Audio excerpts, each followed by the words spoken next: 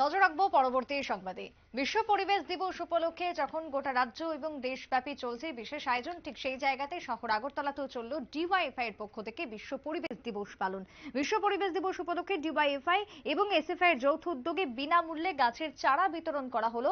রাজধানীর আগরতলার রাজপথে অর্থাৎ ঠিক সিটি সেন্টারের সামনে যুব যে সমস্ত কর্মীরা রয়েছেন সিপিএম এর, বিশেষ করে ডিওয়াইএফআই এবং এসএফআই এর পক্ষ থেকে, তারা প্রত্যেকেই আজকে চারা বিতরণ করলেন পথ চলতি মানুষদের। বিশেষ করে যান চালক থেকে শুরু করে অন্যান্য সাধারণের হাতে তুলে দিলেন সেই সমস্ত চারা। পরিবেশের ভারসাম্য রক্ষার্থে এগিয়ে এলেন যুব ব্রিগেড। কি বক্তব্য উঠে আসছে ডিওয়াইএফআই এবং এসএফআই এর পক্ষ থেকে আজকের বিশ্ব পরিবেশ দিবস উপলক্ষে, শুনুন। আজ 5ই জুন বিশ্ব পরিবেশ দিবস। প্রতি বছরই দিনটা বামপন্থী ছাত্র যুবরা আজকে বিশেষ করে এসএফআই এবং ডিওয়াইএফআই আমরা উদযাপন করছি।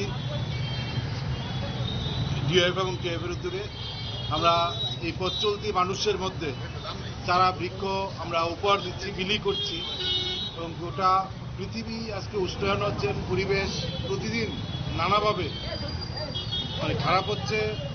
আমাদের রাজ্যে গোটা দেশের বন নানাভাবে ধ্বংস করা হচ্ছে এবং তার বিরুদ্ধে আমরা এই প্রকৃতির সুস্থতার জন্য আমরা নানাভাবে সামাজিক বিভিন্ন কর্মসূচি গ্রহণ করছি। আজকের এই দিনটাকে উদযাপন করার জন্য রাজ্যেরও নানা জায়গায় ছোট হলেও আজকে আমরা কর্মসূচি নিচ্ছি। রাজ্য সেন্টারের উদ্যোগে আমরা এই মানুষের মধ্যেই চারা বৃক্ষরোপণ বিলি করছি। নবরণ দেবের বক্তব্য আপনারা শুনলেন। যুব বিশেষ করে যারা রয়েছেন তারা সমস্ত কর্মীরা উপস্থিত থেকে এই চারা বিতরণ করলেন। ডিওয়াইএফআই এবং এসএফআই এর বিশেষ উদ্যোগ ছিল আজকের চারা বিতরণের। আগামী দিনে সকলেই যাতে গাছ লাগান এবং শুধুমাত্র আজকের দিনে নয়, প্রত্যেকটা দিনে গাছ লাগাতে হবে, প্রত্যেকটা দিনে গাছের যত্ন নিতে হবে, তবেই গিয়ে বিশ্ব পরিবেশ দিবসের যে ভারসাম্য তা রক্ষা হবে, তা বজায় থাকবে। আগামী দিনের যে এলনিনোর প্রভাব সেখান থেকে রক্ষা পাবে দেশবাসী। তাই বিশ্ব পরিবেশ দিবসে এমনটাই বার্তা ডিওয়াইএফআই এবং এসএফআই এর পক্ষ থেকে। ছোট্ট বিরতির পর ফিরবো, সঙ্গে থাকুন।